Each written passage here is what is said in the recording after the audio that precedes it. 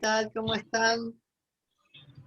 Ah, sí, está grabando. Bueno, estamos teniendo algún problema con la conexión de YouTube, así que lo que vamos a hacer es grabarlo y luego lo subiremos, porque no conecta la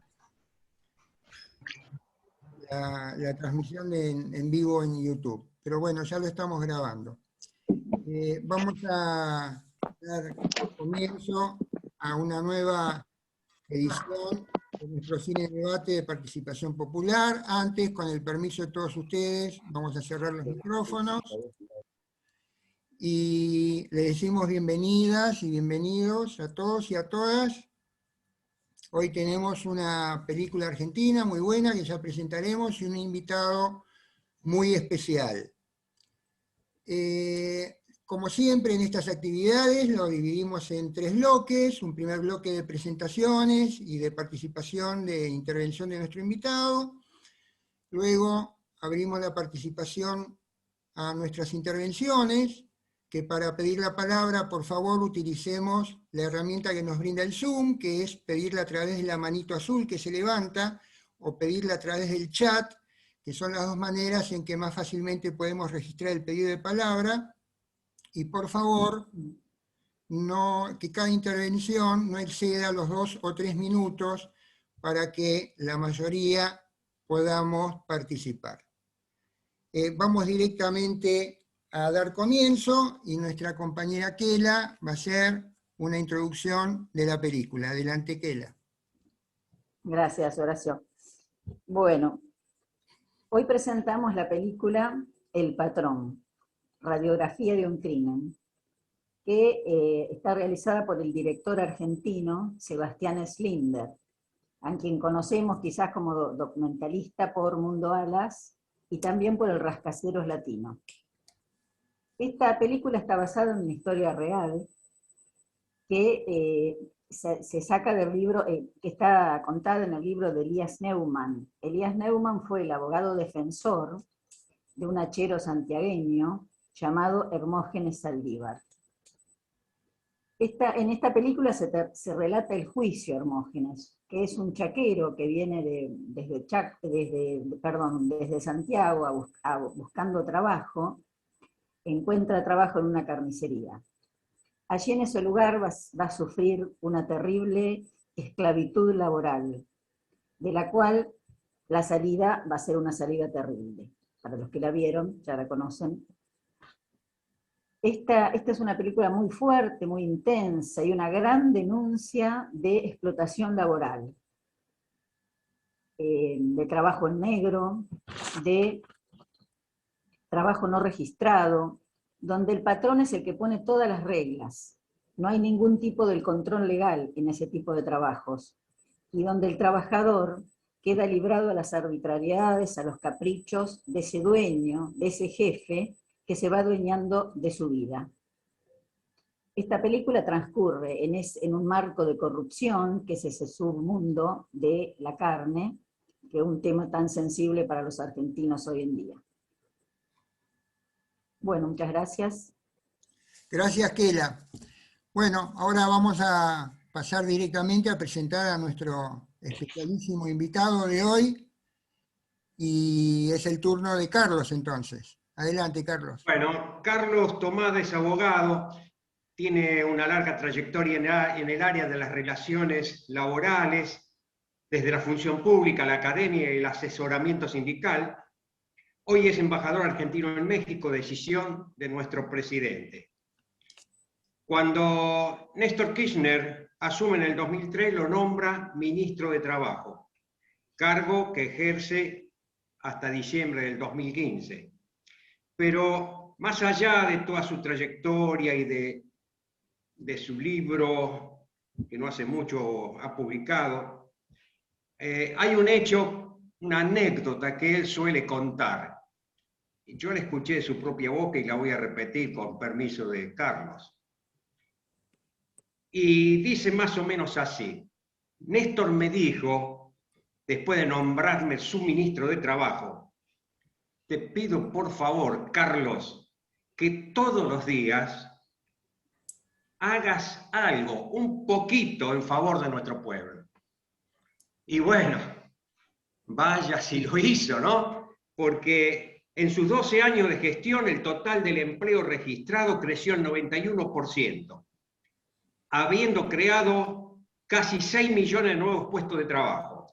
La desocupación se redujo en 12 años desde el 20% aproximadamente a 6,6% durante el segundo trimestre del 2015.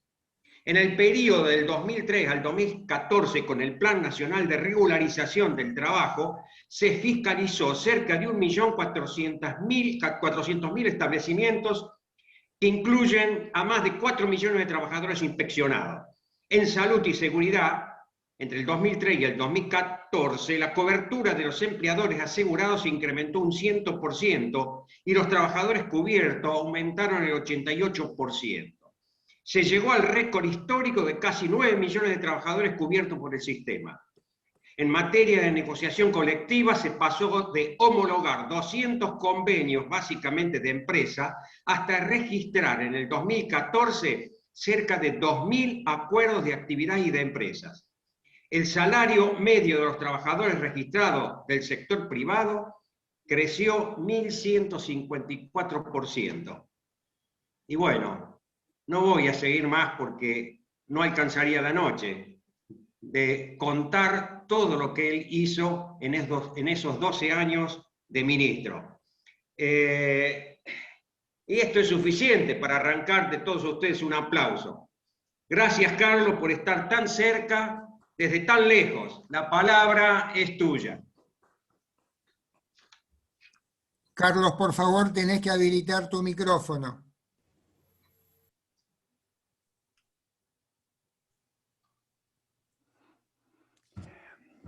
Bueno, gracias por esta indicación de habilitar el micrófono, porque generacionalmente no lo hubiera hecho, digamos.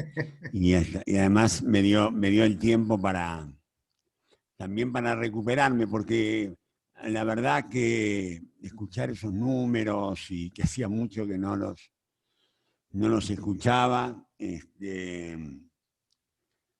sé yo, me parece que hicimos algo importante en materia de trabajo. Y digo yo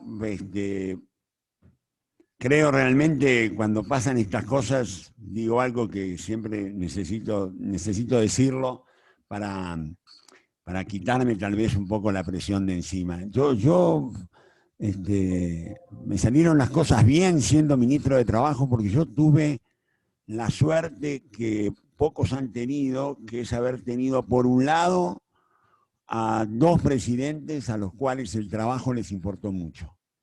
El trabajo, así, puro y duro, la cuestión del trabajo, la generación de trabajo, que fuera trabajo de calidad.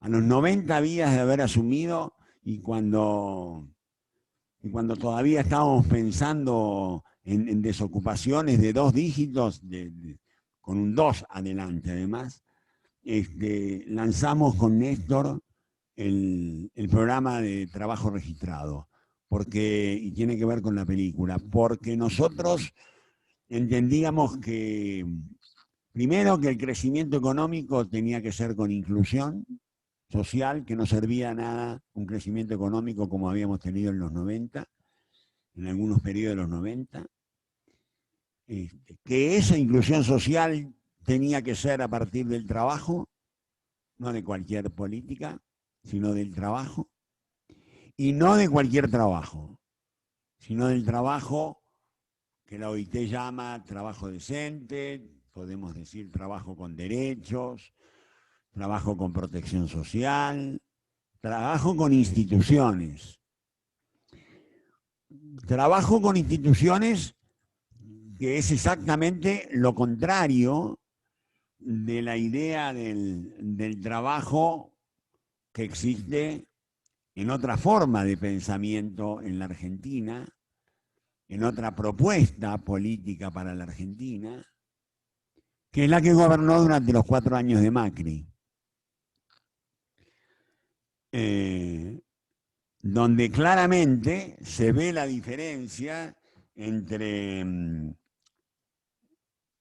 gobierno que lo que se plantea es defender el trabajo y el salario, o por lo menos toma la decisión política de ir por ese camino, aunque por ejemplo en esta etapa está siendo muy difícil por la cuestión de la pandemia, bueno, después podemos hablar de eso, pero es infinitamente distinto a otra propuesta política que en realidad no es que son malos, ni que tienen malos sentimientos, sino que ven al trabajo como un elemento, yo diría, menor, subsumido en las leyes del mercado, digamos, de lo cual da cuenta la película también.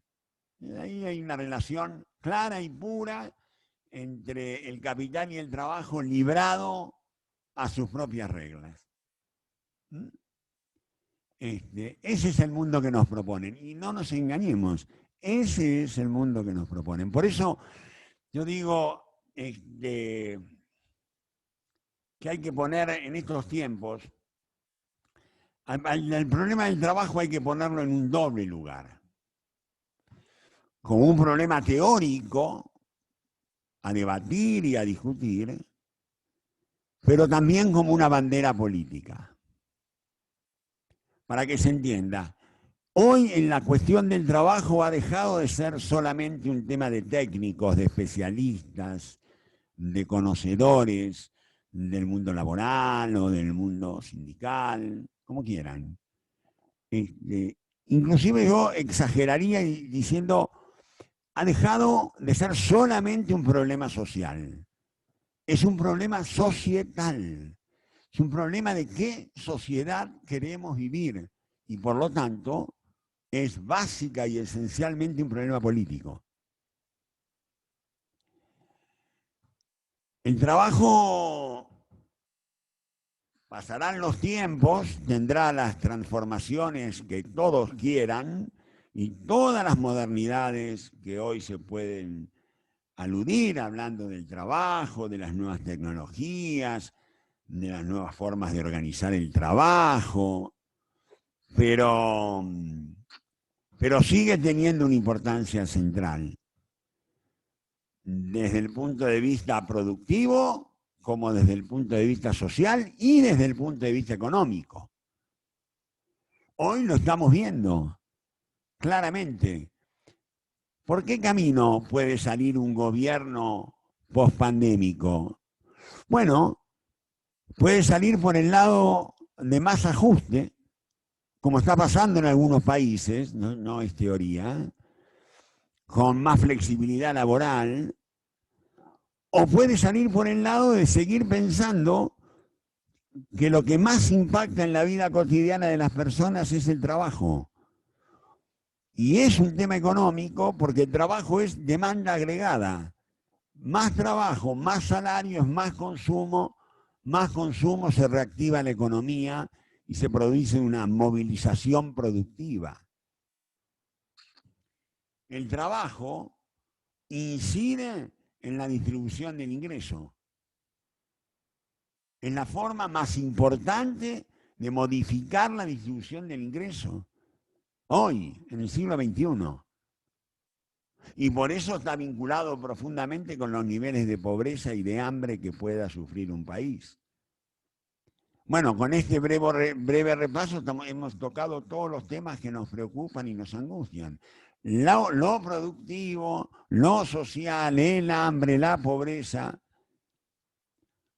todo eso está implícito en el debate alrededor del trabajo. Insisto, aunque cambie, aunque se transforme, situaciones y alternativas que no niego en absoluto, porque sería ir a contramano de la historia, y esas transformaciones pueden ser tanto por razones políticas como tecnológicas, sigue siendo el principal agente de desarrollo. Y si esto es válido en términos teóricos y políticos, en la Argentina es particularmente válido. Digo esto porque en la Argentina no va a haber sustentabilidad política, ni económica, ni soberanía sin inclusión social a partir del trabajo digno, a partir del trabajo con derechos. El trabajo del futuro del que tanto se habla debe ser un trabajo con derechos.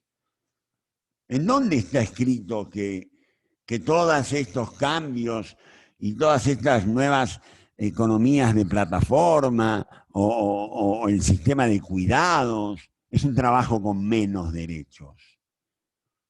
¿Cuál es la razón para plantear esto?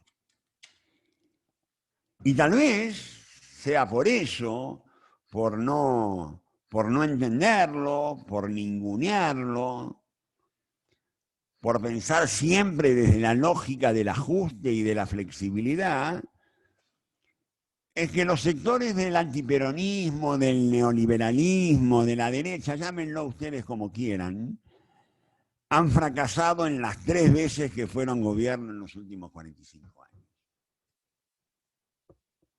Por no entender esta perspectiva. Por lo tanto,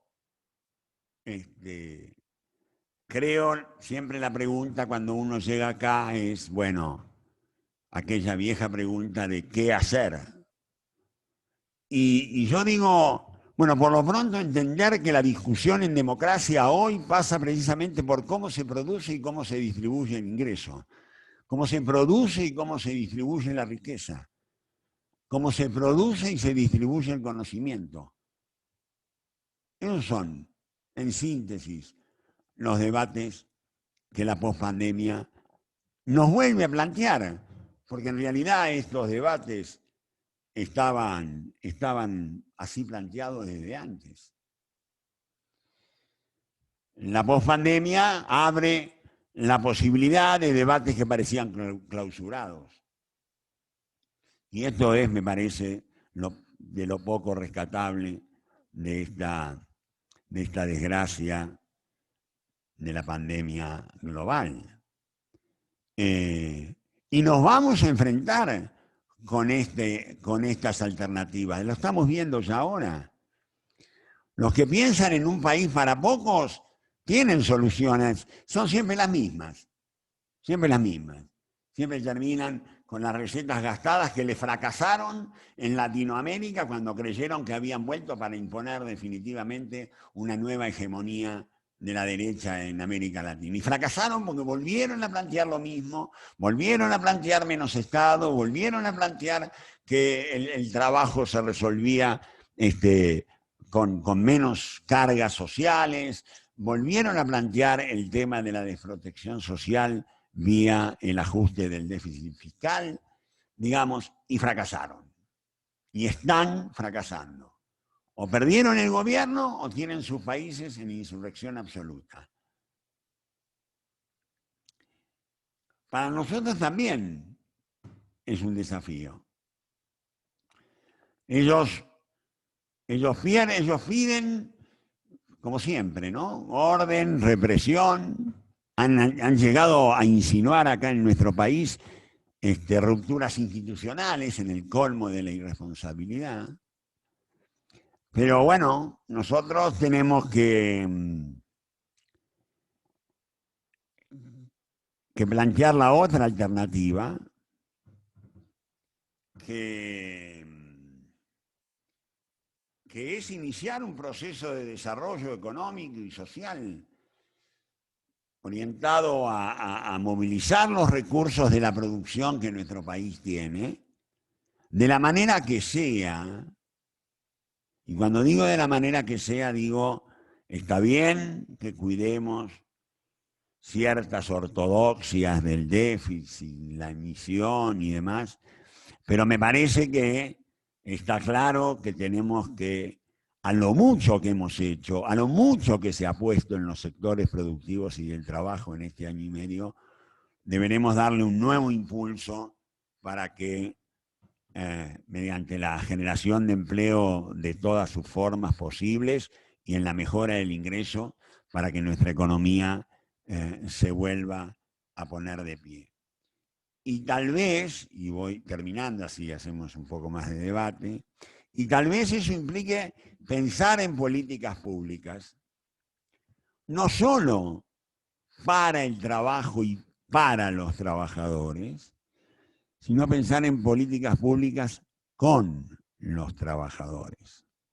Y cuando digo con los trabajadores, quiero decir en la necesidad de recuperar una palabra que la dejamos en el camino, en otras peleas, tal vez tan importantes como esta o más, que es la palabra participación.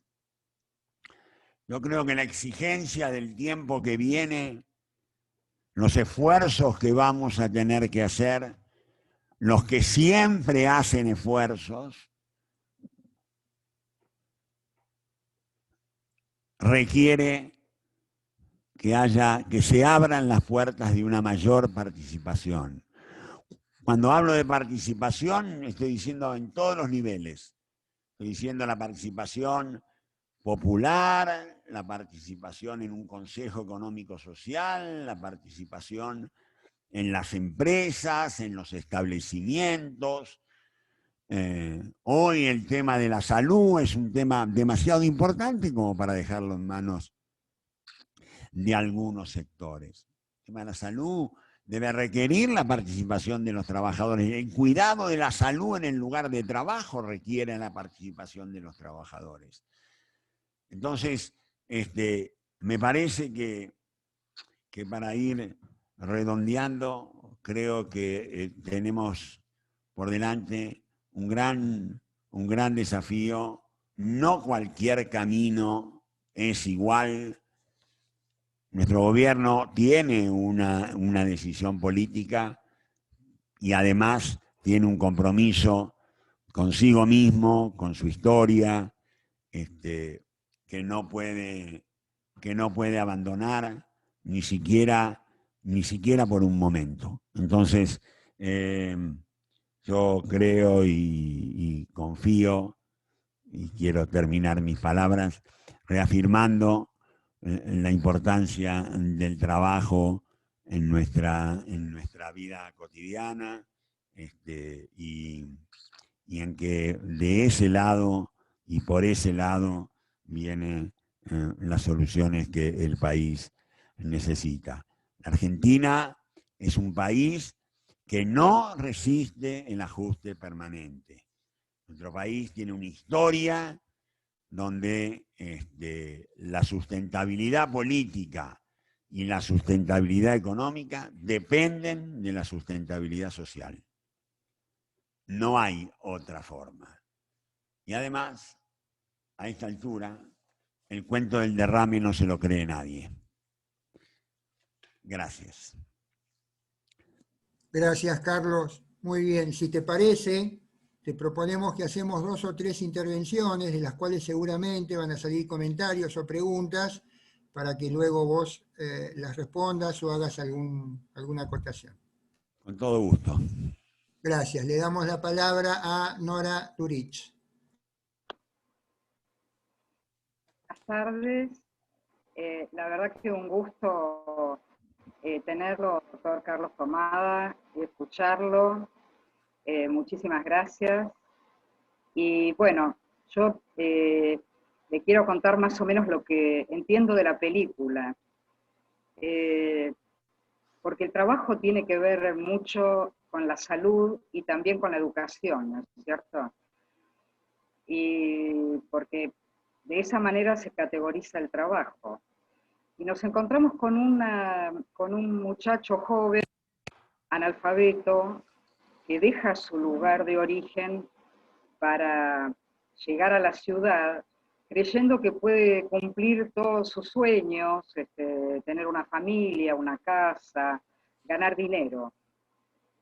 Después de que ocurre todo lo terrible que ocurre, la tortura, la falta de derechos, hasta el compromiso de él de creer que ha hecho todo mal porque es inepto, tiene que volver a su lugar de origen y terminar haciendo lo que él no deseaba.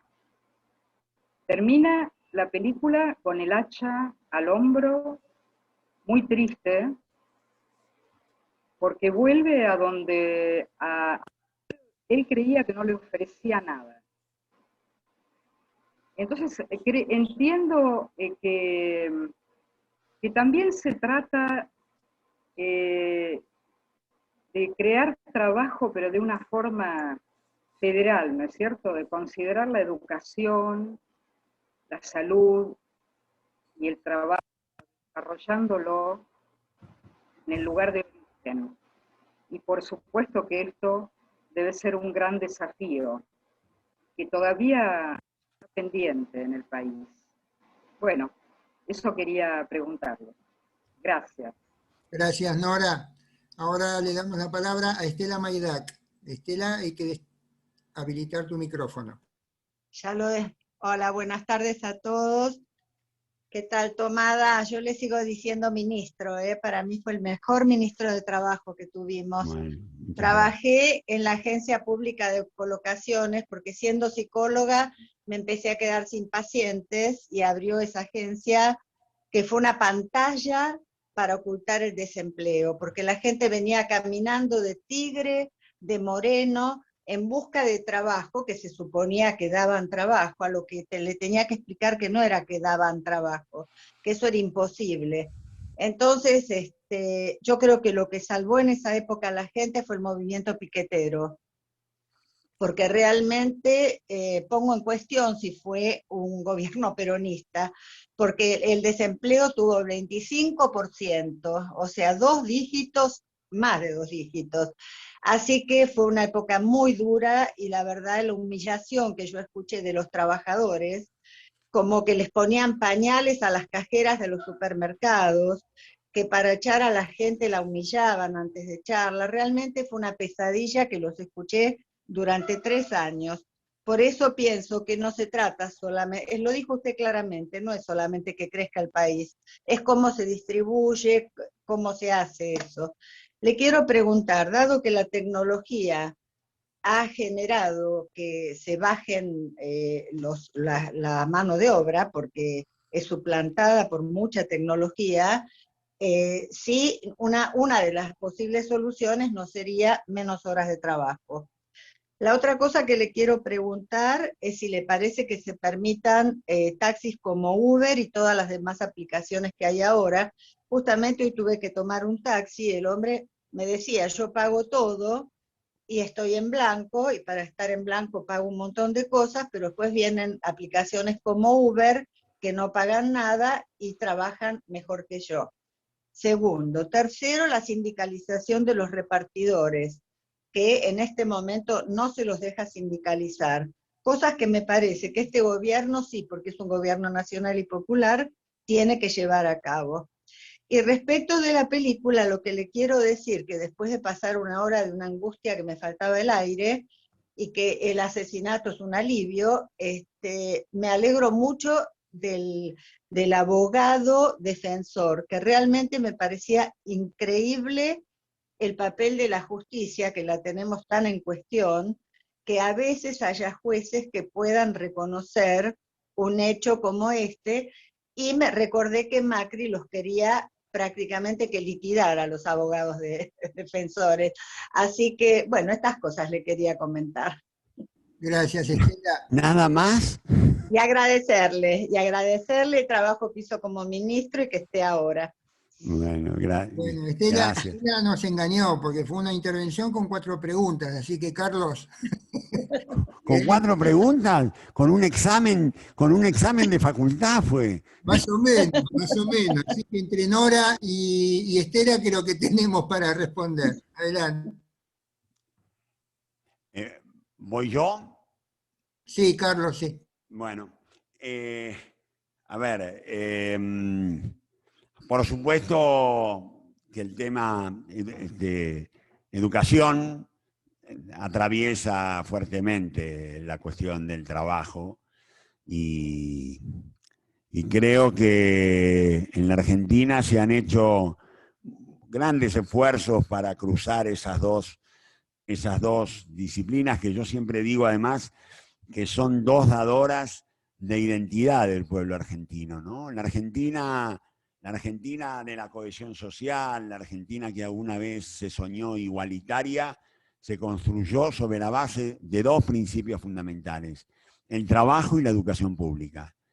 Los argentinos se reconocen como tales, no por razones geográficas, religiosas o inclusive yo diría políticas, pero el trabajo y la educación pública fueron los que construyeron esa Argentina que alguna vez estuvo cerca del 50-50, esa Argentina que alguna vez estuvo cerca del estado de bienestar. Se hizo sobre esos dos valores, sobre esos dos principios, que no casualmente han sido dos de los principales valores atacados por los gobiernos de derecha en la Argentina: la educación pública y el trabajo, porque saben que destruyendo eso están destruyendo nuestra alma. Siempre a mí me hubiera gustado, agradezco y valoro y qué sé yo, me ruborizo con la presentación que hicieron de mí, pero a mí me hubiera gustado que también que al ministerio nuestro, por ahí la veo a Beatriz Capelletti, el ministerio nuestro hubiera sido también reconocido como el Ministerio de la Formación Profesional. La cantidad de recursos, de programas, de acciones tripartitas con empresarios y sindicatos que hicimos en la más plena convicción del rol que cumple las calificaciones y las competencias adquiridas y por adquirir en el trabajo, pero también en la formación profesional, hizo que nosotros desde el primer momento, cuando digo desde el primer momento lo digo porque recuerdo que una de las primeras preocupaciones, estas son cosas que por ahí ahora no nos parecen lejanas, una de las primeras preocupaciones que tuvimos fue de generar cursos para trabajadores de la construcción, porque el arranque del empleo, de la creación de empleo, vino por el lado de las obras públicas en la Argentina, y después de muchos años de desocupación de 2 dígitos, los trabajadores que se incorporaban no sabían ni cómo caminar en una obra.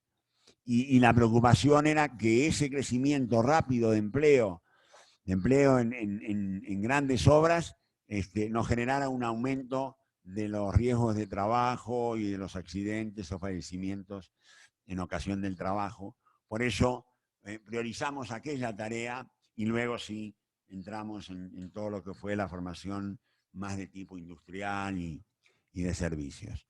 El desafío del lugar de origen es un grave problema de nuestro país. En algún momento se habló de industrializar la ruralidad, en algún momento se habló de la necesidad de generar fuentes de trabajo en los lugares donde se genera la materia prima, y eso requiere un enorme esfuerzo de inversión y de una gran decisión política. Yo creo que nuestra fuerza política esa decisión la tiene. Me parece que tal vez los momentos duros que nos han tocado atravesar nos han impedido trabajar un poco más en ese tema. Yo creo que es un tema pendiente e imprescindible para lograr un país más cohesionado socialmente y también más igualitario. Estela, qué sé yo, me dijo de todo. A ver, yo supongo que cuando hablabas y contabas esas cosas horribles, te referías al gobierno anterior al nuestro, ¿no? Esas cosas al menemismo, 95-98. Okay. Neoliberalismo. No, Era porque Obviamente. no me quedó claro si No, formaba no. parte de Por eso dije que era de el un mejor señal. ministro No, usted después de haber vivido ya esto. sé. Quería aclarar eso, nada más. Sí, claro. Ahora, a ver, el tema de la tecnología y, vis a vis la reducción del horario de trabajo. Me parece que no son necesariamente dos temas que se cruzan y que confrontan. Eh, yo creo que la tecnología es algo, la introducción de la tecnología depende mucho del contexto político en el que se produce. No hay una sola tecnología. Ha habido en la historia distintos momentos de grandes cambios tecnológicos y en algunos momentos significó más pobreza, más explotación, menos salario, menos empleo. Estoy pensando en fines del siglo XIX, comienzos del siglo XX. Y hubo otro momento que la inclusión de nuevas tecnologías, modificaciones en la organización del trabajo, significaron desde aumento de la productividad, Estado presente, sindicatos, partidos populares en el gobierno, partidos de izquierdas en las Europas, y en ese caso hubo cambio tecnológico con empleo, con salario y con protección social. Así que yo diría que en algún sentido la tecnología es neutra.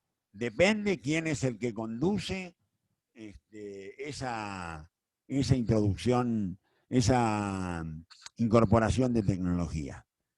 Creo que tenemos estudios hechos recientemente en el Centro de Estudios, en el CETIR, un centro de estudios que está en la UNSAM y que pusimos en marcha hace algún tiempo, donde se demuestra claramente que gobiernos populares, contextos de mayor cuidado por la distribución del ingreso, permiten la introducción de la tecnología, pero no a un costo despiadado para con la sociedad.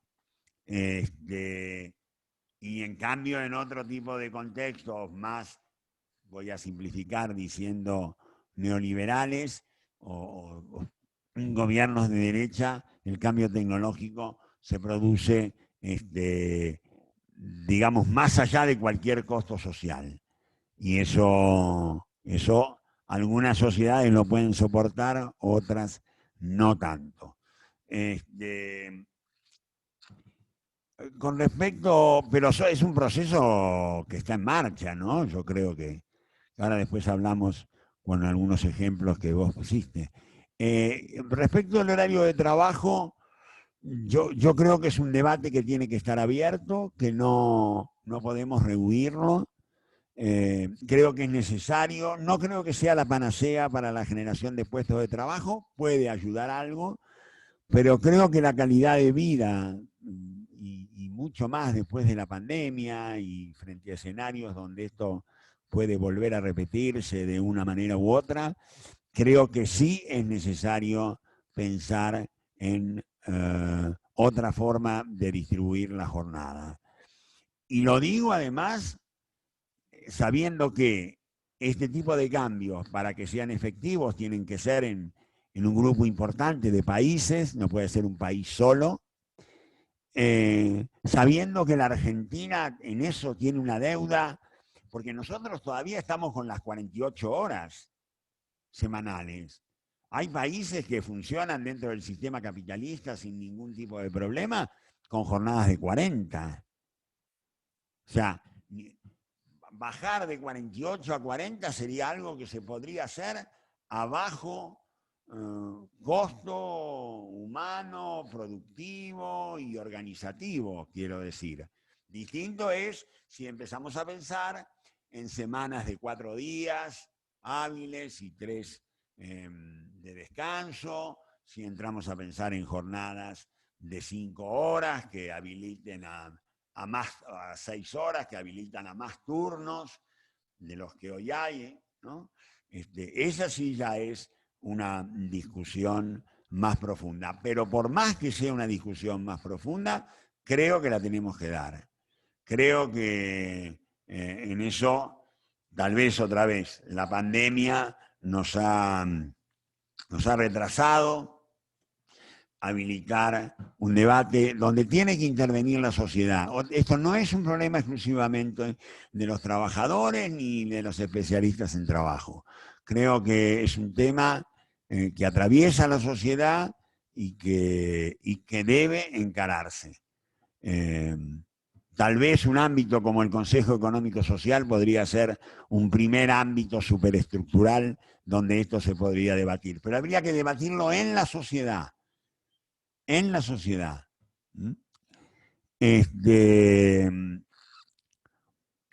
Los Uber y la sindicalización de los trabajadores de plataforma. Yo creo que esas, lamentablemente, yo no tomo Uber por principio, debo decirles, pero eso es una estupidez, es una cosa que lo hago para mi en autodefensa, digamos.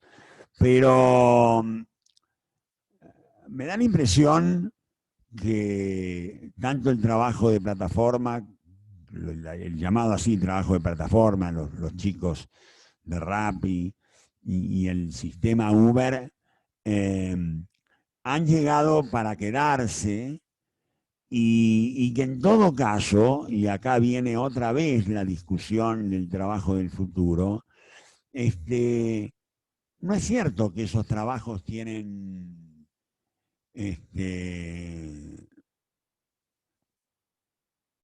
necesariamente que ser trabajos sin derechos. Porque en definitiva de eso se trata. Que los repartidores no tengan seguro, que los repartidores trabajen en condiciones ínfimas de seguridad, que los repartidores no puedan tener vacaciones, descansos, horarios mínimos, salarios dignos, bueno, yo lo pongo en discusión.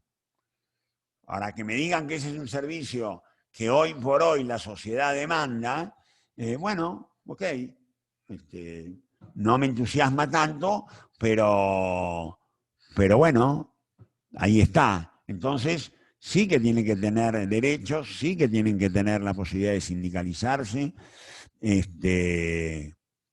y sin lugar a duda lo digo, ¿no? Y de paso se ha dicho, en el año 2018, el primer intento en el mundo de sindicalizar a los trabajadores repartidores se hizo en la Argentina, haciéndose cargo de su tradición en materia de sindicatos.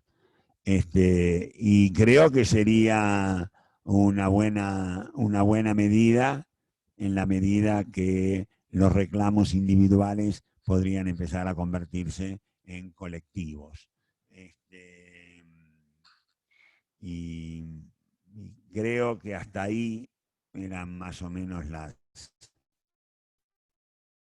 Bien, Carlos. Las preguntas. Bien, gracias, Carlos. Ahora vamos a hacer una serie de 3 intervenciones en la medida en que hagamos una preguntita por intervención para no hacerlo tan extenso. Así que le damos la palabra a Lidia Telma Scalosur. Bueno, gracias. Sí, voy a tratar de ser breve. Estaba pensando en la película que tiene un subtítulo que es Radiografía de un crimen, pero también podría ser del desamparo, porque una cosa que recorre toda la película es el desamparo de quien se siente sin derechos, quien teme perder el trabajo y se somete. Él registra irregularidades. Cuando le saca el documento, cuando le pide el documento y se lo queda, él registra, hay un gesto de registro de esa irregularidad. Lo mismo que cuando le cambia el nombre. No te llamas más así, te llamas Santiago. Le va sacando su identidad, sus signos de identidad, que es su nombre, su documento de identidad, pero el que no le saca es el de inepto, porque él sigue sintiéndose, aún después del crimen, cuando lo entrevista el abogado, él se dice inepto. Ese sello, esa marca, no se la sacó todo este periodo. ¿Por qué no se la sacó? Porque no tuvo derechos, no se sintió con ningún derecho. Ahora, por otra parte, esta película es como si fuera una rápida síntesis de algunos elementos de los que fueron los 4 últimos años del gobierno de Macri. El patrón le dice, vos seguime, y también de Menem en alguna medida, vos seguime, séme fiel, si sos leal, yo te voy a recompensar, y te voy a dar lo que vos necesitas para vivir bien, cosa que es absoluta mentira. Está el maltrato que él desmiente, la mujer es la que registra el maltrato. La otra cuestión que se señaló, que señaló antes Nora, creo, que es el trabajo con educación. La mujer está embarazada y no sabe que tiene que ir a hacerse ver. Se lo dice una clienta, le propone acompañarla. No sabe que tiene que ir a un hospital, que tiene el derecho de ir al hospital a ser asistida y demandar esa asistencia. Entonces yo creo que el cinismo del patrón, las mentiras del patrón, el sometimiento de genera, da como un pantallazo a una semblanza de lo que fue todo el gobierno de Macri, con esta marca del cinismo, del engaño, de la sumisión de muchos que cada vez estaban peor y no podían levantarse hasta un momento determinado en que empezaron a rebelarse.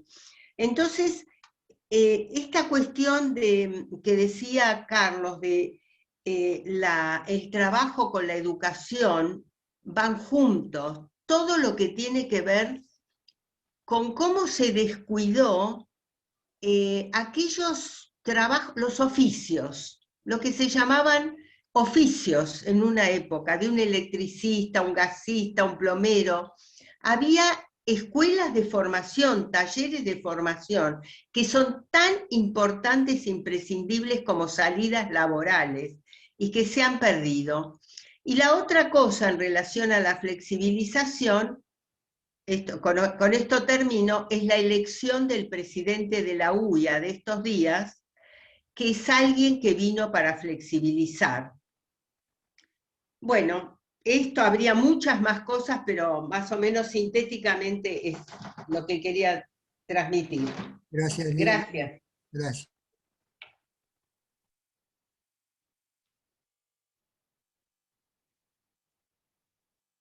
¿Alguna otra pregunta o quieren que intervenga? Horacio, no se te escucha, Horacio. Perdón, hacemos una intervención más de Marta Cibadón y luego pasamos a Carlos.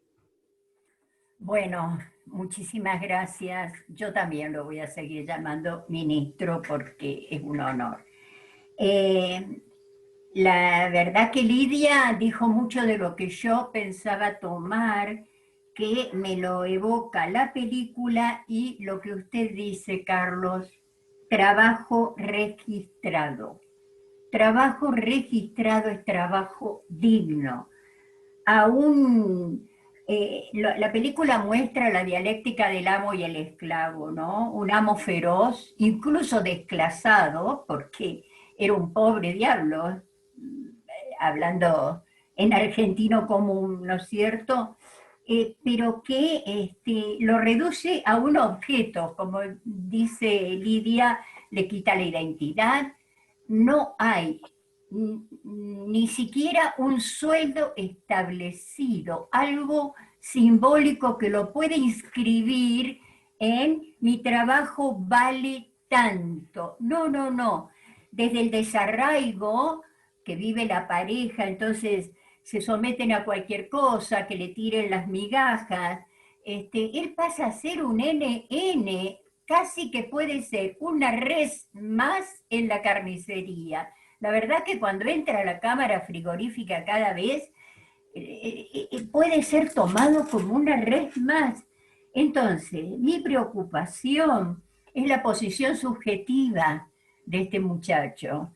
¿Cómo colaborar a que el esclavo no ocupe la posición de esclavo? Entonces pensaba, por supuesto que desde la escuela primaria, pero hasta desde que te entregan el documento de identidad.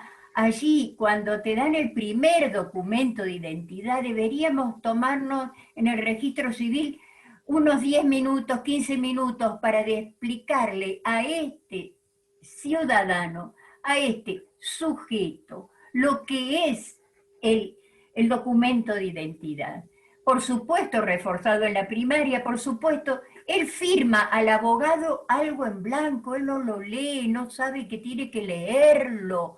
Él está frente a las figuras de autoridad, está siempre en posición de objeto de desecho. Bueno, me preocupa trabajar desde la batalla cultural, la subjetividad para, por supuesto, además de todas las políticas económicas que usted maravillosamente describió, pero esta parte hay que trabajarla porque si no, no cortamos el circuito de algún modo. Bueno, muchísimas gracias. Gracias, Marta. Carlos, ¿querés intervenir o hacemos una más? Como vos digas. Me da lo mismo. Hay una coherencia tan grande en las preguntas que me siento muy, muy cómodo. Como quieras. Bueno, hacemos una más. A Sergio Musicant. Sergio, habilita tu micrófono, por favor.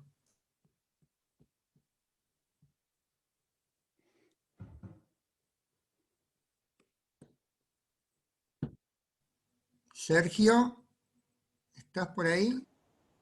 Yo quería decir algo, ¿puedo decir algo? Perdón, Graciela, vamos a seguir el orden de los pedidos de palabras. Si querés, te anoto. Porque no me pude anotar, Por eso, te anoto, Graciela. Sergio, ¿estás por ahí? Bueno, vamos a pasar a Kela, mientras vemos si solucionamos lo de Sergio. Kela. Que sea fácil, ¿eh? Una pregunta fácil, ¿eh?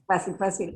No, yo tomaba lo que había dicho Lidia también porque me preocupa muchísimo el tema de la UIA. Entonces, bueno, el señor Funes de Rojas parece que nos preocupa a varios y me gustaría saber qué opinas vos, Carlos, de esto, ¿no? Respecto a...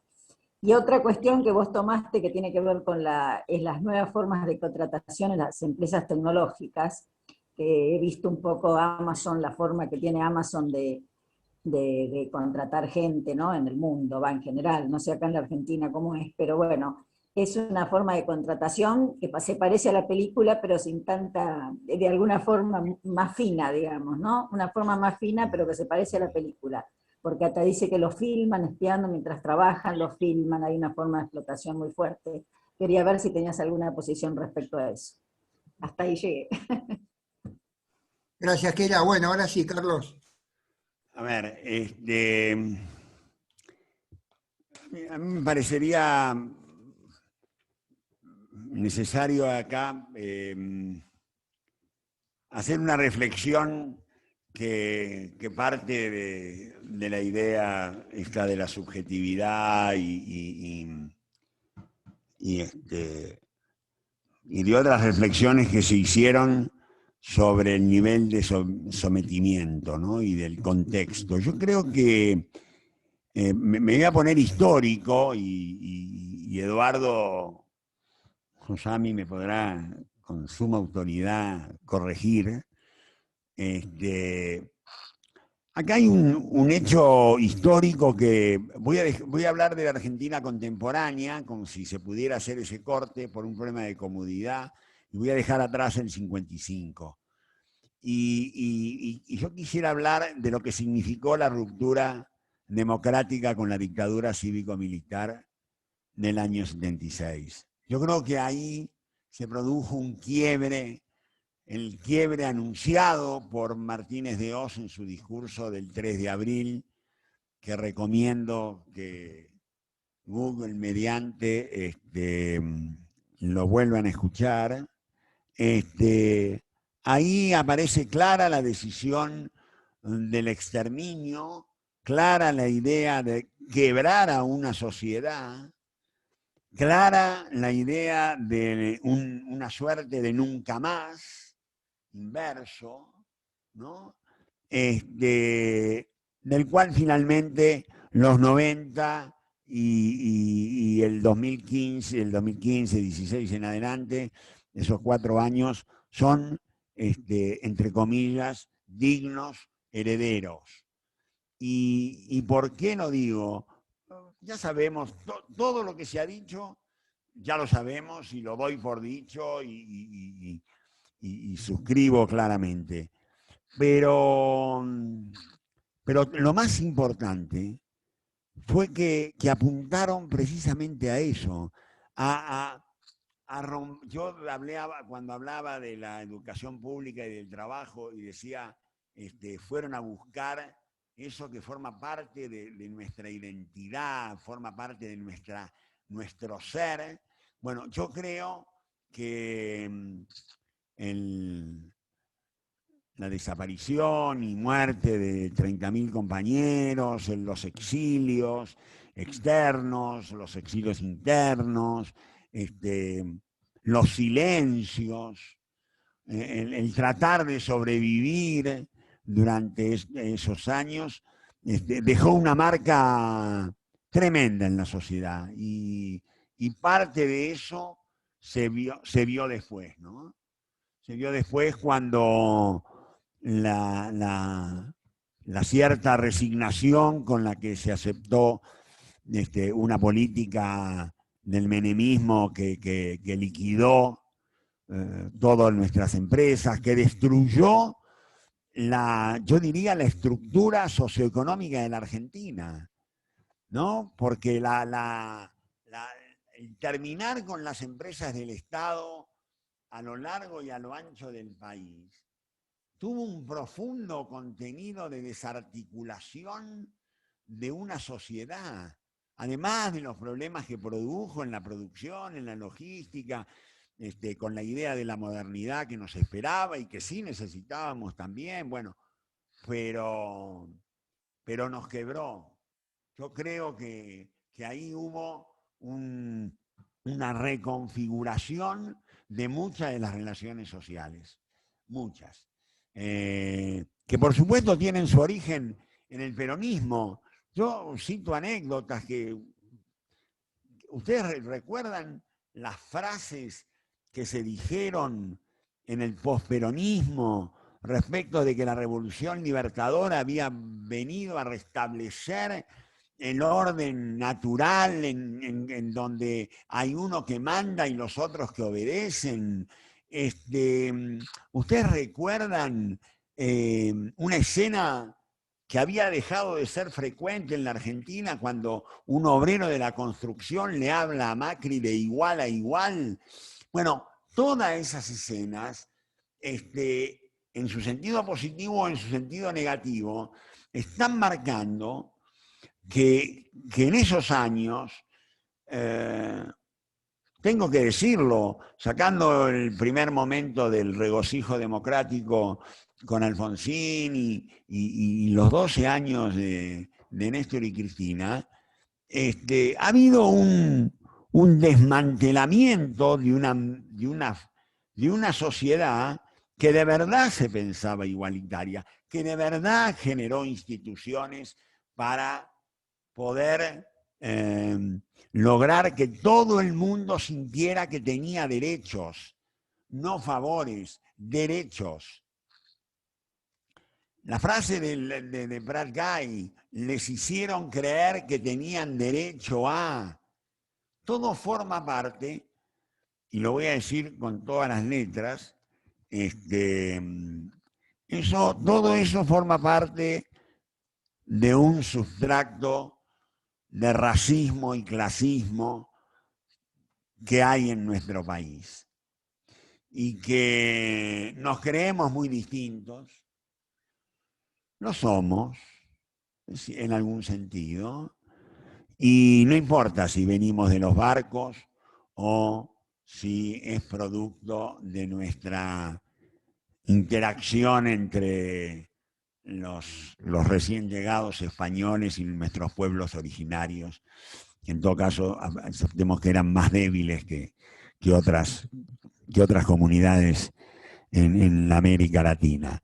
Pero yo creo que el peronismo puso en evidencia, denunció esa idea del racismo y del clasismo, la pagó como la pagó, y que la revolución, la del proceso, digo, la dictadura, ese inmenso agujero de nuestra historia, realmente es lo que dio, yo diría, origen, fundamento, por ejemplo, a las escenas de la película.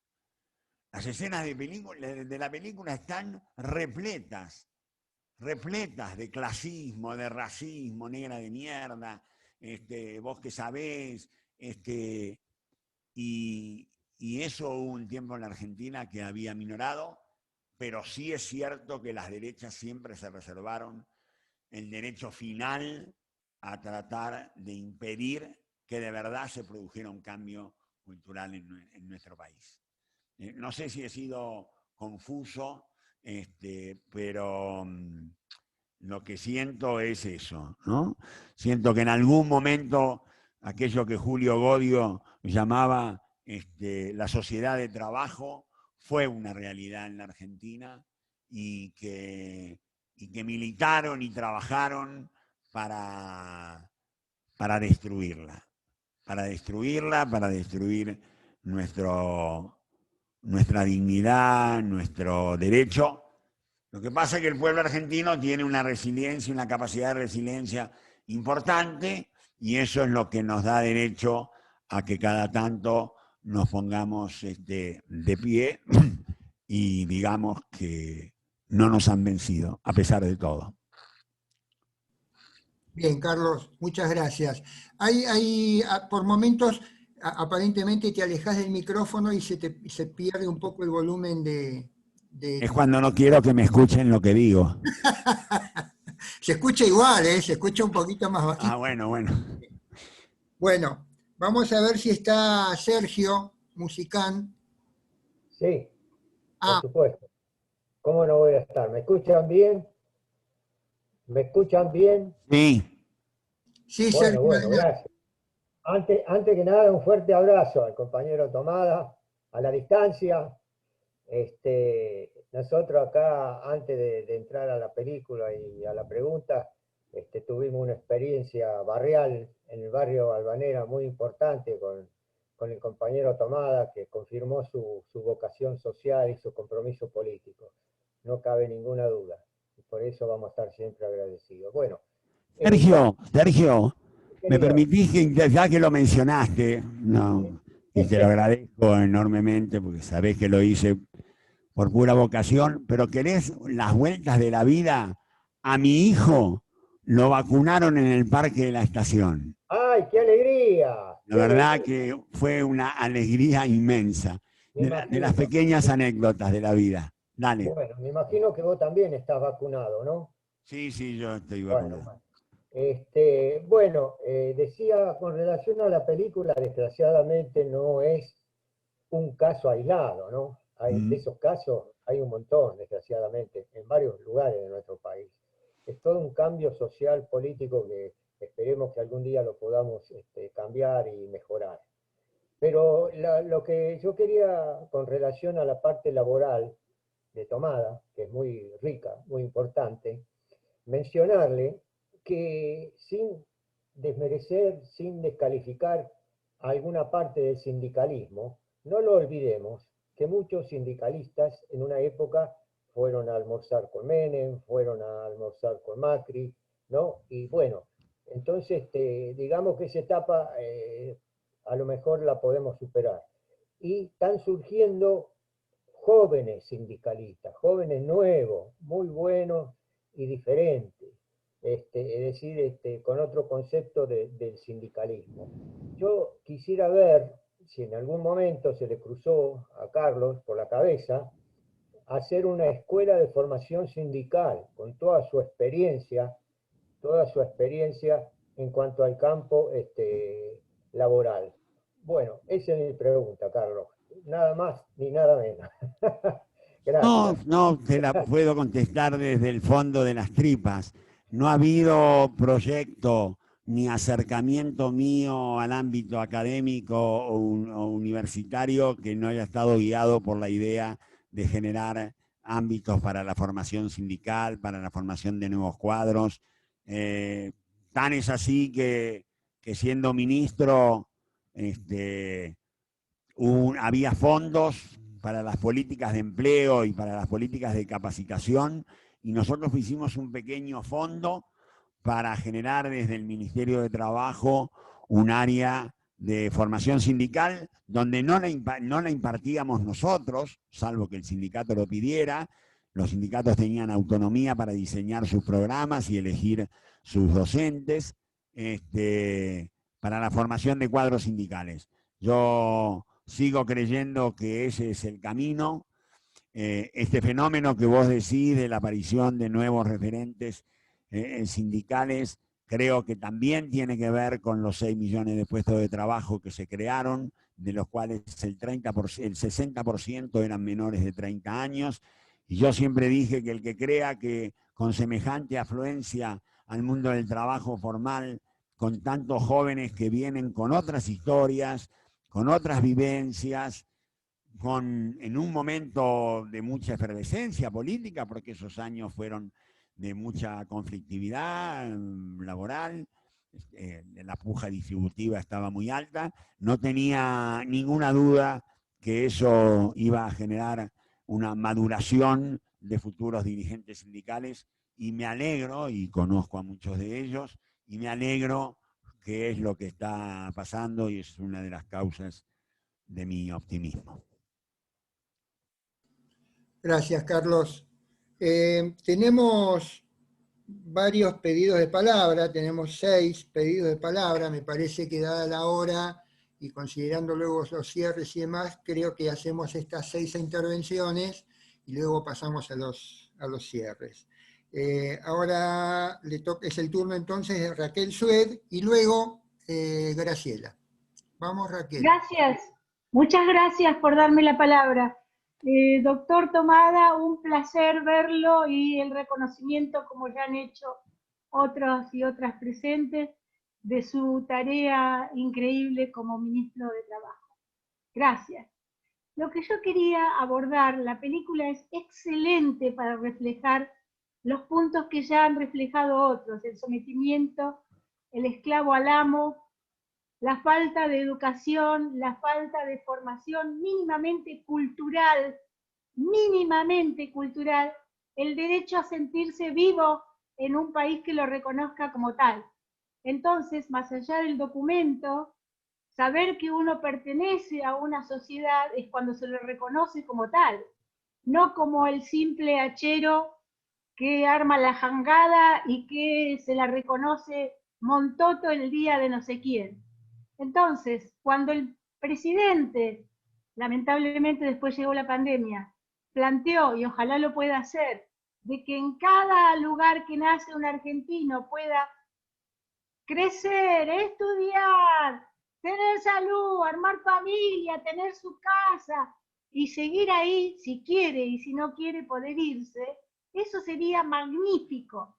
Desconozco la posición política del doctor, o no sé qué título tiene, Enrique Martínez, que fue quien dirigió el INTI, y él la otra vez yo lo escuchaba hablando de alternativas de laburos en zonas del país, porque ahora cuando se hablaba de Uber o de los rapipagos, son todos problemas urbanos.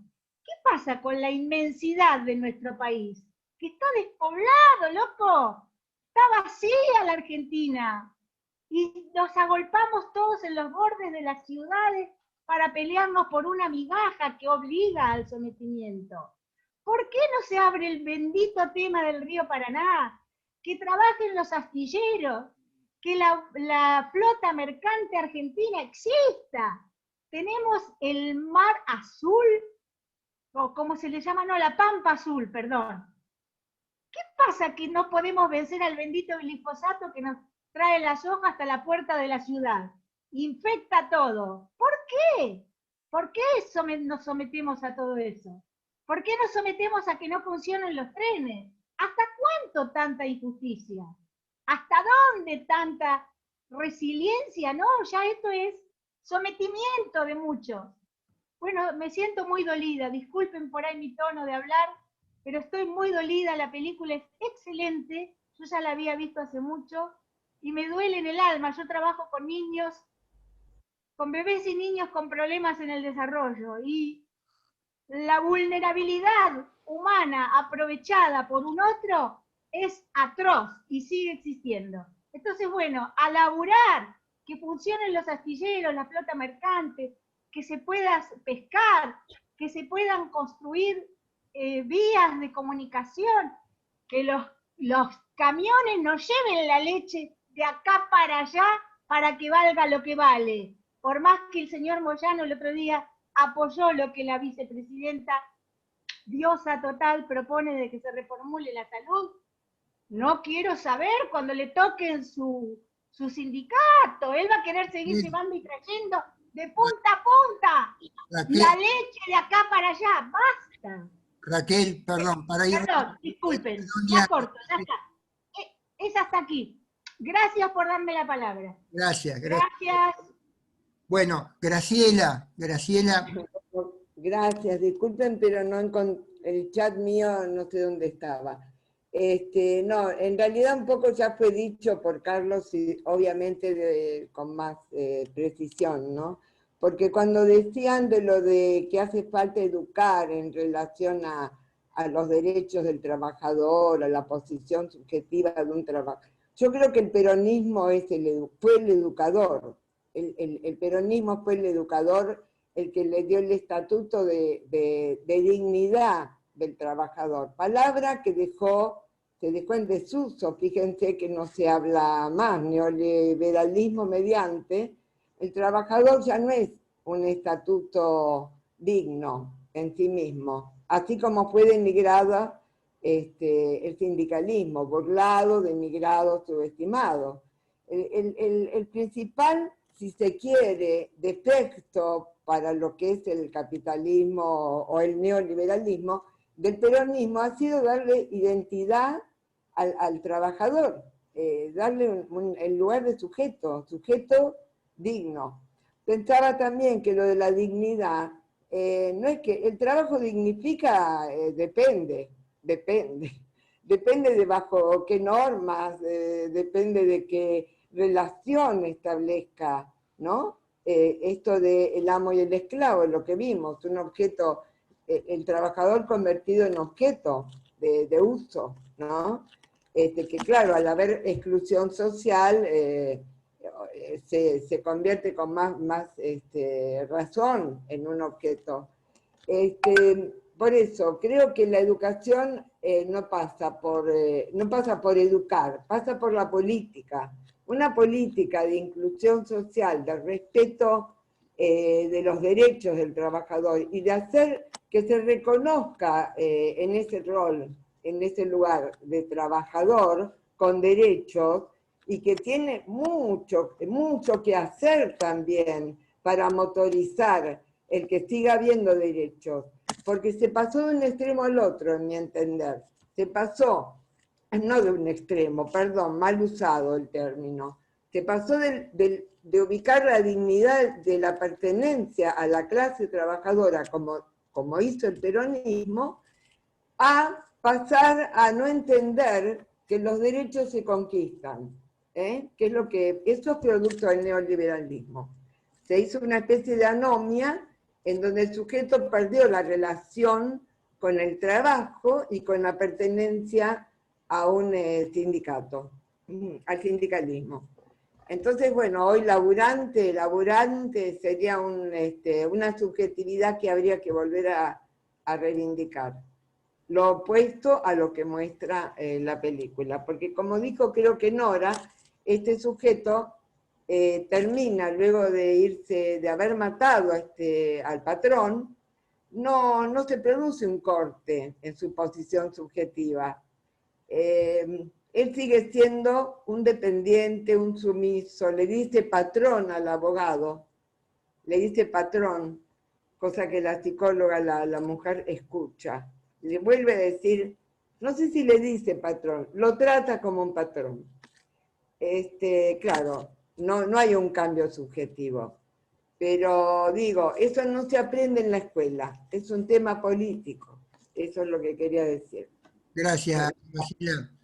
Carlos, como quieras, si querés hacemos una participación más. Sí. Bueno, Carlos, entonces, no sé si es Susana Bruckman o Roberto que habían pedido la palabra. En el chat, Susana Bruckman puso que Roberto había pedido la palabra.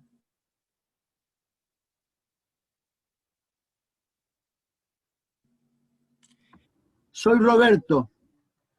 Susana Bruckman es la dueña de la computadora. Bien, adelante, Roberto. Bueno, voy a tratar de ser breve. Bueno, yo me voy a remontar también un poquito a la historia, un poquito 10 años más atrás que lo que fue la dictadura. Yo formé parte de la CGT de los argentinos. Yo estuve al frente del conflicto de Fabril, que fue un conflicto taylorista.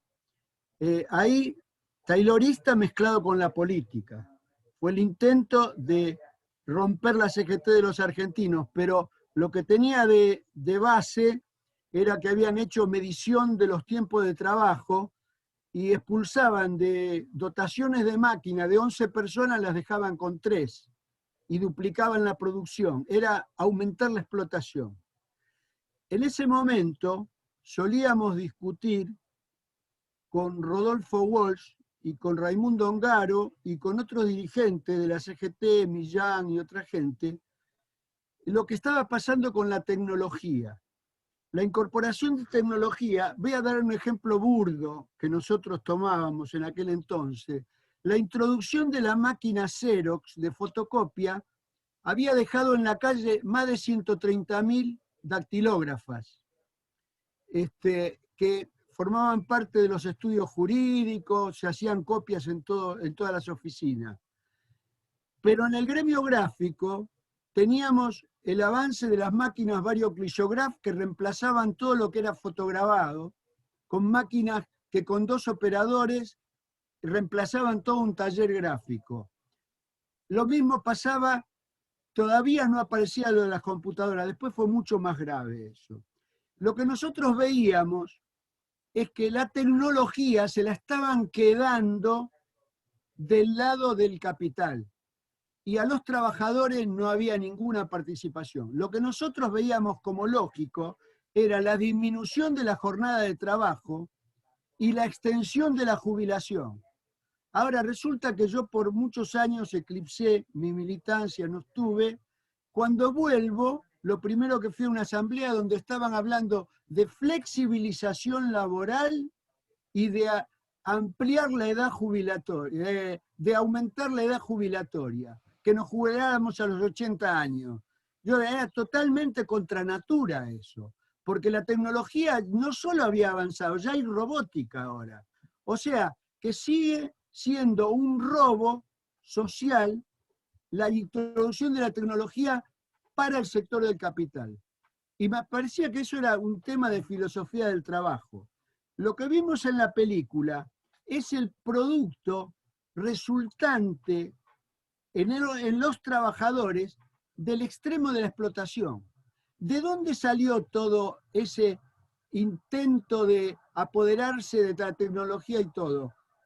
Hubo un ingeniero Adelman del Instituto Tecnológico de Massachusetts que fue el que creo que fue el primero que pegó el grito de que se acaban los recursos, no va a haber más petróleo, ni cobre, ni esto, porque el keynesianismo está extendiendo el crecimiento, el desarrollo, bueno, toda esa payasada terminó fabricando, inventando el monetarismo, que después lo impusieron como una regla disciplinadora del trabajo, y bueno, sumado al taylorismo y a la robótica, me encuentro hoy con ese problema. Me siento muy feliz de poder tener al ministro, al doctor Tomada, por el cual tengo muchísimo respeto, porque no encontraba interlocutores para hablar de este tema, porque no, siempre estamos en la cosa minúscula y no estamos viendo lo más grande que está pasando,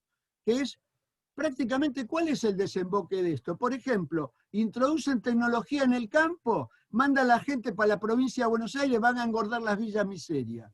No es como la villa miseria de cuando venían por la sustitución de las importaciones y había fábricas que necesitaban mano de obra. No, es mano de obra que sobra allá y sobra acá. Entonces hay que hacer una revisión profunda. Perdón, nada más.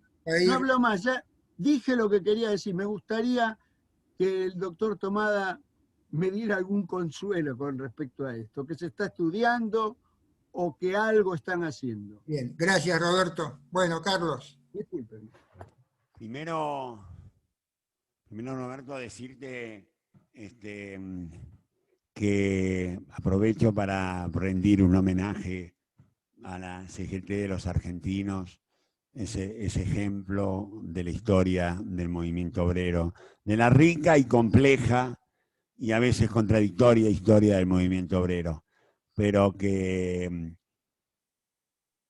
voy a decir algo, yo creo que aquel movimiento obrero y aquellas expresiones del movimiento obrero estaban discutiendo y luchando por un futuro que veían venir. No se entretenían solamente con el presente, estaban pensando en el futuro. Y yo creo que por eso también viene el golpe del 76, porque tienen que terminar con una clase trabajadora que había producido Huerta Grande, La Falda y la CGT de los argentinos y tantas otras, no quiero ser injusto, con tantas otras expresiones que ha tenido los sectores populares en la Argentina. Sí creo que estos temas hoy se están discutiendo. Yo estoy sorprendido y feliz, y se lo digo a Horacio y a Eduardo y a Kela. Digo, hoy ha habido un entusiasmo, una bronca, unas ganas de hablar de estas cosas, que todos sabemos que eso es como la savia de cualquier cosa buena que pueda pasar. Así que realmente no voy a hacer palabras de cierre, pero esto lo quiero decir ahora porque escuchar a tantos hablar del trabajo, a tantos colocando el trabajo en el lugar donde siempre debería estar, me parece un buen signo, porque creo que también esto se reproduce en otros muchos ámbitos. La juventud también está discutiendo sobre el rol del trabajo. Y al final de cuentas no deberíamos sorprendernos tanto por las cosas. Yo le di un sesgo muy nacional, porque quiero, qué sé yo, porque se me dio así, pero no es un proceso que está viviendo la Argentina, ¿no? El tema de los trabajadores pobres existe a nivel mundial, ¿no? La OIT los ha definido como aquellos trabajadores que no ganan lo suficiente para mantenerse a sí mismos y a su familia por encima del umbral de la pobreza. Y esto ha crecido exponencialmente desde la crisis del 2008. Acá hay un gran parteaguas que ha pasado, entre comillas, desapercibido, que es la crisis del capitalismo, la crisis financiera del 2008, de la cual todavía no se ha salido, y la pandemia ha venido a agravar para las grandes mayorías y a beneficiar no como objetivo querido, pero en definitiva, a los sectores dominantes con una brutal concentración de la riqueza. Entonces, yo creo otra vez lo mismo. Creo que hay una disputa alrededor de en qué sociedad queremos vivir. Y esa disputa hay que darla y hay que tener claro que hay sectores, a ver, los sectores, por eso nos pasa esto de ver semejantes hechos humillantes alrededor de un trabajo, en este caso de la película, porque también tenemos que entender el rol que ha cumplido el capitalismo tardío en el mundo en estos últimos tiempos. Y entre otras cosas se ha cargado al trabajo. ¿Por qué? Primero, porque el neoliberalismo, me fastidia utilizar siempre esa palabra, ¿no? Pero bueno, la derecha, no sé, como quieran. Hoy por hoy se plantea lo mismo que se planteaba Martínez de Oz en abril del 76, que es borrar todo vestigio de la sociedad anterior. Borrarlo. Y una de las formas de borrarlo es borrar a la figura del trabajador en relación de dependencia. Porque a su vez, ese capitalismo tardío está en contra de las instituciones, en contra de cualquier forma que impida la libre circulación del capital financiero. Entonces va en contra del Estado, primera institución que quiere demoler, como todos sabemos. Pero también va en contra del orden productivo fabril, va en contra de los sindicatos, va en contra de las cooperativas, con ese espíritu libertario para pocos, lo que hace es precisamente romper cierta estabilidad, cierta institucionalidad y entrar en el mundo de la incertidumbre. Incertidumbre que para la mayoría es una incertidumbre angustiante. Y para ellos es la incertidumbre de no saber si en realidad tienen 200.000, 548.000 millones de dólares o 232.423 millones de dólares. Entonces, son dos incertidumbres absolutamente distintas. En ese escenario de incertidumbre es donde ellos necesitan liquidar la negociación colectiva, liquidar el salario mínimo, liquidar los sindicatos, los buenos, los malos, porque la derecha, cuando llega el momento, no hace diferencias como hacemos nosotros. Los liquida a todos, por las dudas. ¿Sí? Y la inspección del trabajo, un tema que hoy también no es el tema central, creo que ustedes han estado fantásticas en el análisis de la película, pero también aparece la cuestión del trabajo no registrado. ¿Por qué? Porque el trabajo no registrado, lo que muestra la película, es la sociedad que se quiere construir. Es una anécdota reproducida por miles en cientos de países que dan cuenta de cómo puede ser la sociedad a la que aspiran quienes hoy tienen mucho todavía poder. Aunque empiece a haber otros debates, aunque empiece a haber otros cuestionamientos, aunque empiezan a emerger nuevos debates, pero esta cuestión del trabajador no registrado, que es el trabajador sin derechos, sin vacaciones, sin sindicatos, sin convenio colectivo, todo eso que a muchos les parece como algo, bueno, que está dado, que es así, que siempre fue así. No, esto se construyó en los últimos 50 años del mundo y de la Argentina. Y lo construyeron los trabajadores, sus organizaciones, los gobiernos populares, todos ellos aportaron a esa construcción institucional que parecía haber logrado una plenitud de derechos, siempre pidiendo más, por supuesto, siempre demandando por más, pero sí que había derechos, sí que había garantías, sí que había defensas, sí que había justicia laboral. Y contra todo eso, para generar relaciones, entre comillas, laborales, como la que muestra la película, es que aparecen proyectos políticos a nivel mundial que básicamente apuntan a demoler todo lo construido y a que lo nuevo sean grandes masas sociales, sin derechos, apenas sí asistidos, apenas sí alimentados, un mundo donde parecen no necesitar consumidores, donde el dinero circula sin existir y deja de tener sentido. Todo eso es contra lo que hay que luchar y contra lo que hay que seguir insistiendo. Porque, a ver, esa sociedad es invivible.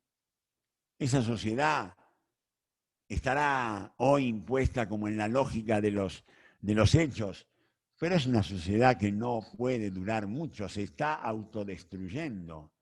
Yo creo que, y para poner una cuota de optimismo, por lo menos en mi cierre, yo creo que sí estamos escuchando nuevas voces, yo creo que sí, hasta muchos sectores que en otro momento hubiera sido impensable que plantearan, por ejemplo, impuesto a la riqueza, por ejemplo, acá ahí veo a alguien que escribe la palabra Biden. Biden no es el bueno de la película. Biden tiene claro que esto se pudre y sale por el lado de plantear alternativas que le permitan al capitalismo, porque el tercer dato, por un lado, destruir todo, por otro lado, atacar a las instituciones. Hay otro rasgo del capitalismo que se dice tardío, que es la capacidad para reinventarse. Y hoy el capitalismo está pensando seriamente en reinventarse, porque se ve agotado como proyecto, se ve agotado en sus propuestas. Entonces, es el tiempo que también nosotros, desde distintos lados, desde distintos lugares, por eso yo antes hablaba de la palabra participación. Participar significa sentirse parte, no solamente ir a una movilización, sentirse parte de un proyecto que pueda intervenir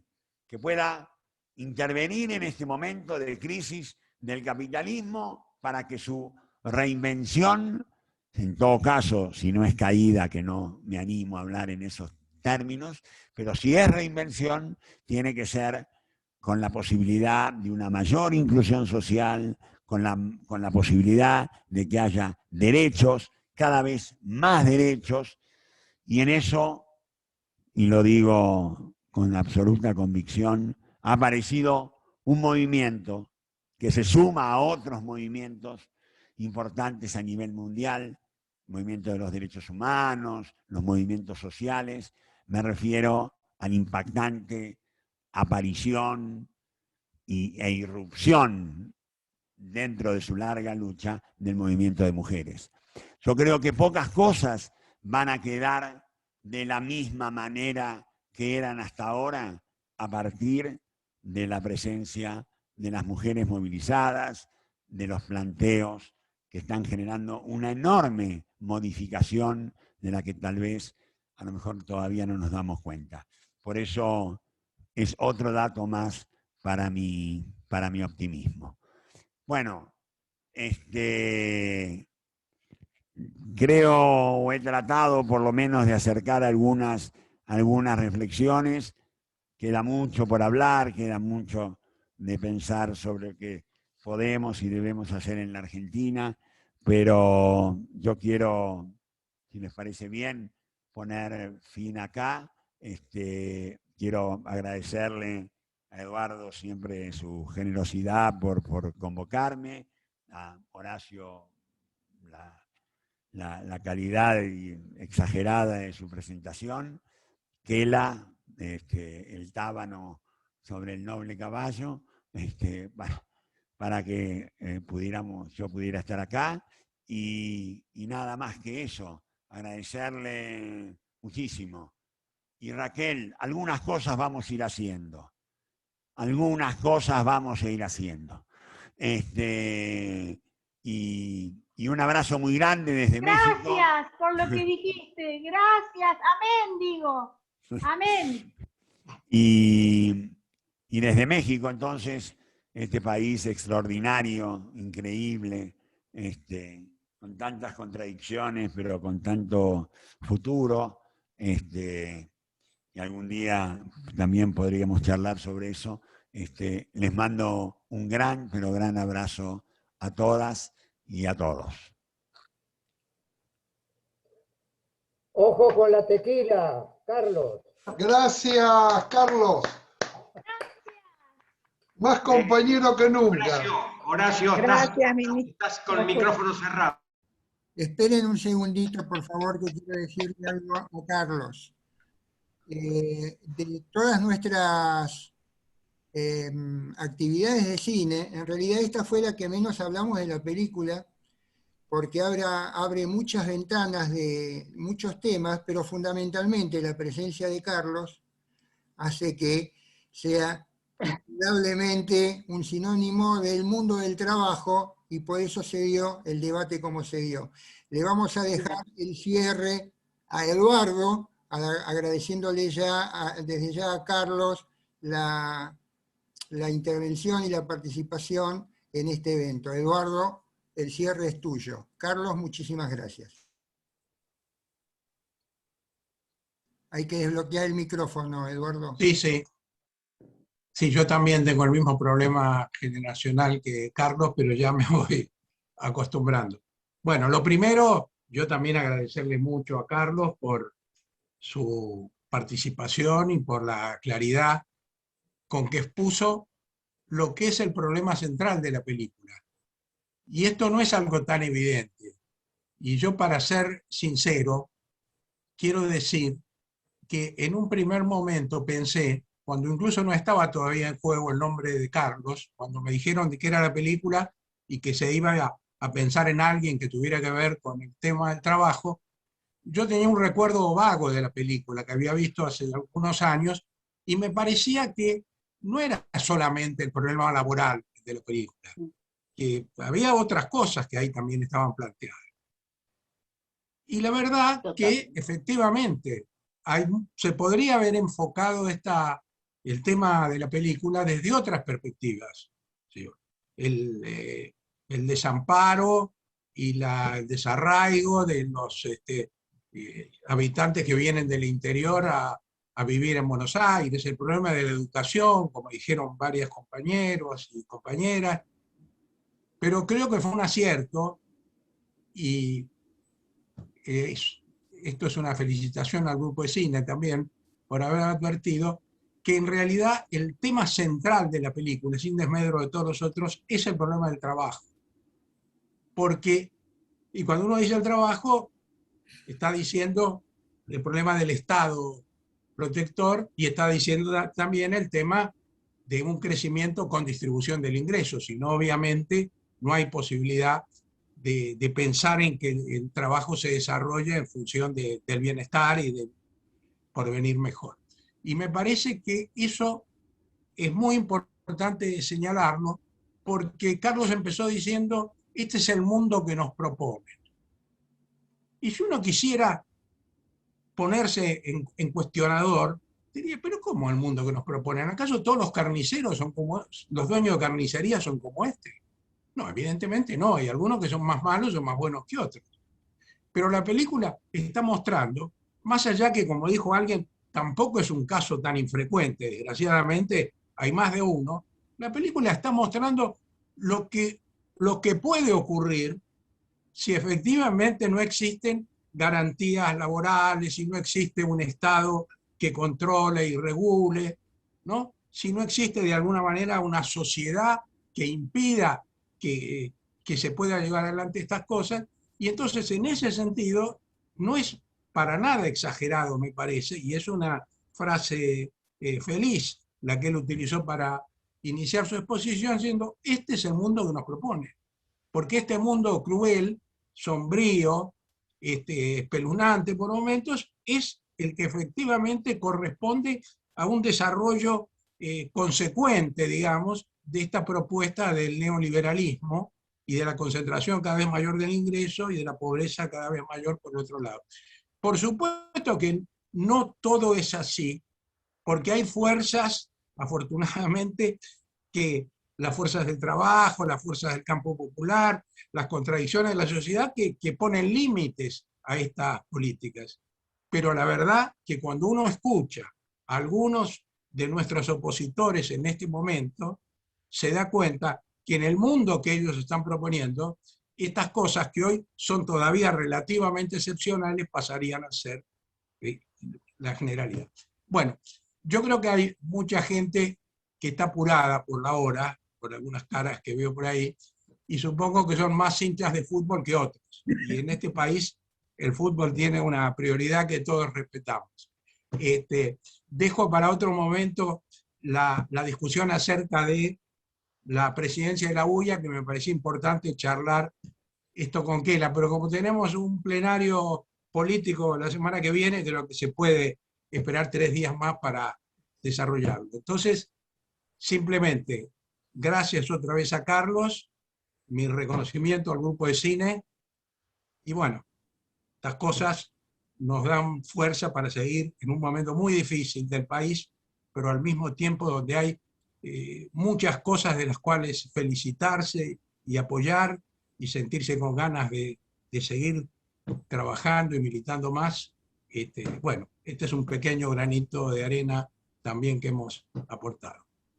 Gracias, Eduardo. Y ahora sí, abramos los micrófonos para que Carlos escuche el fuerte. Bueno, muchas gracias, Eduardo. Gracias, Carlos. Gracias, Carlos. Gracias a todos por la presencia. Gracias. Buen fin de para Y abrazos a todos. Bárbaro, muchas gracias. Parece que Gracias. Muchas gracias a todos, a todos, a todas. Saludos a todos, gracias. Un abrazo. Gracias, Carlos, gracias a todos. Chao, Horacio. Chao, Carlos. Chao, Eduardo. Gracias. Chao. Gracias. Chao. Gracias. Chao, Betty. Chao. Chao.